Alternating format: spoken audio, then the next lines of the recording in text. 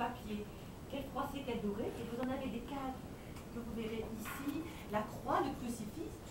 Et ces paperoles, elles l'ont fabriquées dès le XVIIe siècle. Elles l'ont fait au XVIIe, au XVIIIe, puis au XIXe siècle.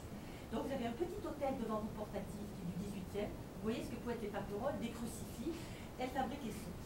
Et elles fabriquaient également ces petites crèches qui étaient portatives avec de la mie de pain. Ou parfois c'était uniquement de la cire, qu'on vous a présenté ici, et notamment cette boîte du XVIIIe où vous avez Sainte-Madeleine dans sa grotte. À Nancy, vous avez deux cires de Nancy du XVIIIe siècle. À Nancy, voilà ce qu'on faisait. Également, ça peut être les religieuses qui le faisaient aussi, mais pas forcément.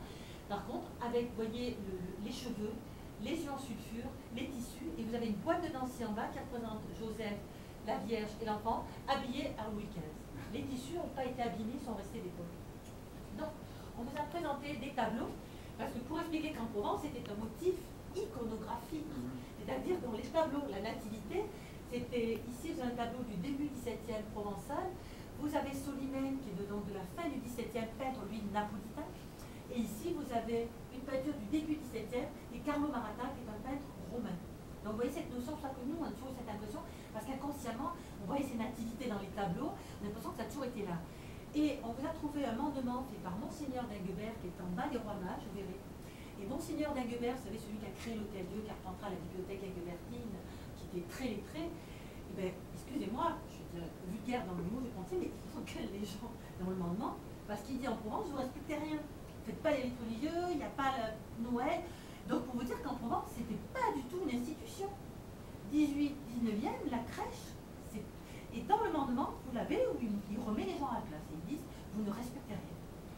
Ça veut dire que la crèche, on dit la Révolution, non, il y avait des hôtels portatifs, mais il n'y avait pas la notion de crèche de famille. C'est vraiment le début 19e, avec les santons, vous voyez dans les santonniers, etc. C'est le début 19e, c'est vraiment le Félibrige.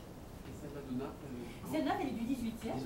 Donc pour vous montrer comment étaient les santons à Naples, avec les tissus pareils de soie, et là c'est de la terre cuite. Alors que les santons provençaux de crèche, c'est donc de la cire et du papier mâché.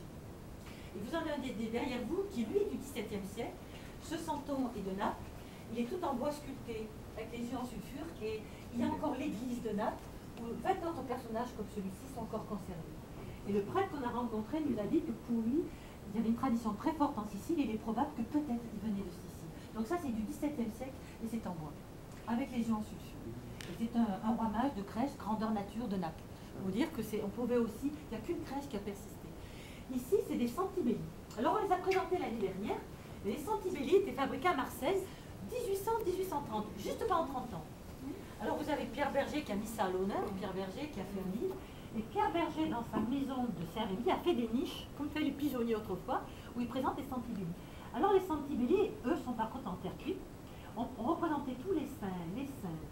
On peut représenter des profanes, Napoléon, le berger, la bergère. Et vous avez ici des gravures et avec des petits lithos qui représentent Notre-Dame de la Garde. Et vous comprenez que Notre-Dame de la Garde, c'est exactement les santibelli. Vous avez vraiment exactement. Et là, une gravure qui a été faite avec les colorations d'orange, de bleu, et qui a percé à l'aiguille, qui représente exactement le santibelli qui est dessous, dans les tons d'orange et de bleu. Et reprenez les couleurs des santibelli pour représenter leur gravure. Ici, vous avez les fameuses paperoles dont je vous parlais des religieuses. Ici, vous avez un document du XVe siècle, donc, qui est une xylographie du XVe siècle qui vient d'un incunable, avec la nativité dedans. Et vous avez ces gravures colorées qui ont été faites par Leblon. Leblon est un imprimeur d'Avignon. C'est le seul imprimeur qui existait à Avignon au XVIIIe siècle. Et lui, il ramenait d'Italie des bois gravés du XVIIe. Notamment, il a ramené des bois gravés. Il y en avait un qui est du XVIIe siècle, d'après un tableau d'un grand peintre qui s'appelait Pietro della Cortone, c'est un grand peintre italien. Et lui, il a repris les bois gravés, il les a ramenés d'Italie, et il a imprimé au XVIIIe siècle, à partir des bois gravés qui, eux, étaient du XVIIe, il a imprimé toutes ces gravures, et les a colorées, et il a rajouté un personnage Louis XV. Il les a mis à la mode XVIIIe. C'est toutes ces gravures que vous pouvez voir. Donc tout ça, c'est Leblon. Donc vous avez ces fameuses boîtes de nonnes, les Beatitio, les Santibelli, qui se sont arrêtés en 1830, fabriqués à Marseille. Et ça, vous avez raison, est-ce que vous connaissez Louise Bourgeois? Et bien Françoise Xenakis, qui est une artiste d'aujourd'hui, qui est la seule qui a fait un livre sur Louise Bourgeois, mais Louise Bourgeois lui a permis de l'interviewer et de faire un reportage sur ce qu'a pu être un peu sa vie. Et Françoise Xenakis, en hommage à Louis Bourgeois, a créé ceci qui est un Santibelli, qui peut être Louis Bourgeois, mais c'est pas Louis Bourgeois, c'est François Kenakis. En hommage. Comme vous avez les 4 boîtes que vous voyez ici, par contre contemporaines, celles qui ont des petits éclairages à l'intérieur, c'est Virginie Cadéal Darbo. Cette artiste est la descendante directe de Joseph Darbo, qui est ce poète qui est né à la fin du XVIIIe dans l'hôtel familial, qui est l'hôtel de Pérusy à côté. Et Virginie, qui est la descendante directe, quand elle a vu au musée arlequin ces boîtes, ces béatitudes, ces boîtes de religieuses, elle a eu une émotion, elle a décidé de perpétuer une tradition, mais en créant ces boîtes d'aujourd'hui, mais qu'avec du papier et des éléments aussi. Donc vous avez Sainte Sarah, la patronne des gitans, vous comprenez pourquoi c'est hyper chargé qu'on peut avoir les gitans, un truc très... Hein. Elle a fait Saint François d'Assise, elle a fait Saint Sébastien, et puis elle a fait un artiste, un peu un donjon, et vous verrez, donc elle présente ses boîtes à elle. Donc là vous avez, ensuite il y a des collections de lanternes de procession, ou bien des lanternes de berger, toutes sont du XVIIIe siècle, procession, vous les reconnaissez parce que la plupart ici, parce qu'à la Révolution, à la Révolution, donc vous reconnaissez, c'est comme ça qu'on pouvait dater avant Révolution. Période révolutionnaire, on coupe les coins, les bergers, et vous voyez, il y en a quelques-unes qu'on a pu sauvegarder, qui ont gardé leur coin. On a vendu. Donc c'est pour ça que certaines en ont eu. C'est fabuleux. C'est fabuleux. Donc on les a laissés comme on les a laissés destroy, comme on dit aujourd'hui. Et là vous avez donc les fameux santons dont je vous parlais. Santons, ça veut dire qu'ils sont, on va dire, personnages. Ils sont papier en papier mâché. C'est une unitaire. Et vous avez donc les cires qui sont de la fête de l'unitaire qui est alors les papiers mâchés sont en tous avec les chameaux qui sont également avec les mêmes tissus que les femmes de la rivière. Vous voyez, il y a le soie de soierie, peut-être du soutane, récupérer également pour faire les santons. Donc vous voyez que rien ne se perdait. Et quand ces femmes de la noblesse donnaient leur robe, tout était récupéré pour les chasubles, pour les soutanes. Vous comprenez qu'à quand la chasuble était usée, on les récupérait et on habillait les santons. D'où ces soies fabuleuses. Alors, ce qui est important, si vous voulez, c'est de ne pas les rhabiller. Malheureusement, les carmélites d'aujourd'hui, les pauvres entrent dedans, elles ne se rendent pas compte, mais elles proviennent en rhabillant aujourd'hui.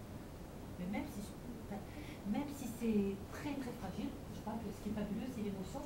Comme pour les santons napolitains, quand on est puriste, on les raconte pas, on les laisse, même des chiens. Et là, vous avez donc l'Annonciation et la Vierge qui sont l'ange et la Vierge sont du XVIIIe siècle. On gardait leur soie d'époque et leur on gardait, vous voyez, le voile avec le fil d'or, tel que c'est au XVIIIe. On vous a présenté ensuite, je vais mettre tout petit peu par là, vous avez ce qu'on appelle les demoiselles d'Avignon que vous voyez par terre, qui étaient utilisées au XIXe siècle à Avignon pour l'eau et le vin. Dans les tables provençales, donc vous avez le mâle et la femelle pour l'eau et le vin. Alors vous en avez des fois des rouges, des jaunes, des bleus, des aubergines. Alors vous avez des collectionneurs qui veulent que les jaunes, certains veulent que les rouges. Et on vous a présenté avec des roses, qui sont des biscuits de sève. Pourquoi? Parce que la manufacture de sève a créé ces 250 ans. Et qui a créé la manufacture? C'est la marquise de Pompadour. Et la marquise de Pompadour avait demandé à la manufacture de lui créer des roses en biscuits, pour qu'elle ait ses roses toute l'année parfumées. Elle est parfumée. Et elle recevait ses visiteurs et Louis XV avec des chemins de roses parfumées. Et donc, en hommage à cette femme, ils en ont créé 250. On n'a pas eu 250, on vous en a mis quelques-unes par rapport à la Vierge. Et les grosses roses qui sont 100 pieds devant la Vierge et par terre, chacune a été créée cette année par un artiste contemporain différent à la main. La manufacture, aucun élément informatique, tout est fait à la main. Et je vous laisse regarder. Je vais donner les éléments. Ça va, je vous ai suffisamment expliqué. N'hésitez pas, s'il y a des boîtes que vous me demandez qu'est-ce que c'est, je suis là. Je ne sais pas s'il connaît d'ailleurs. Voilà.